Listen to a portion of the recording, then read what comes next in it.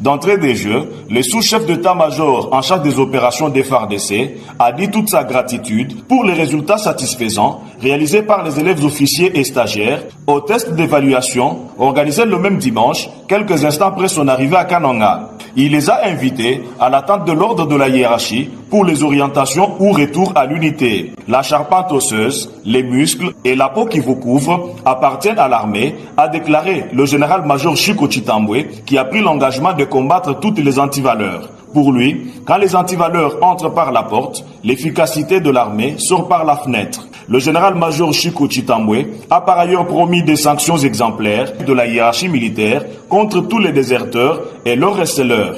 Il a été à ce propos complété par le colonel magistrat Innocent, auditeur supérieur de l'auditorat militaire de l'ex-Kassai occidental, qui a évoqué quelques dispositions du code pénal militaire sanctionnant les déserteurs, ceux qui les poussent à la désertion et leurs receleurs. Nous sommes une grande armée. Nous devons prendre le devant dans la défense de notre pays, a renchéri ce véritable descendant de Ilunga Midi et dont le sang armé circule dans le veine avant de marteler. Il ne suffit pas seulement d'apprendre, il faut toujours revoir ses notes, s'entraîner, regarder l'élan, car vous êtes obligés de pérenniser la formation par les services que vous devez rendre à la nation sous le drapeau.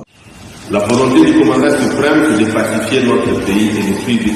C'est pourquoi il s'est investi lui-même à débourser beaucoup de moyens pour que nous puissions bien faire notre travail. Et pour y arriver, il faudra de l'amour. L'amour d'un militaire envers la patrie ne se déclare pas seulement. Mais l'amour devait se manifester. Il nous faut des preuves d'amour envers notre patrie. Bientôt, vous aurez le droit de décider sur certaines situations. Par vos ordres, vous aurez à tuer, à faire tuer, pour l'intérêt de la nation. Nous sommes une grande nation avec beaucoup de potentialités. Et nous sommes aussi une grande armée. Nos ancêtres ont combattu dans différents pays d'Afrique.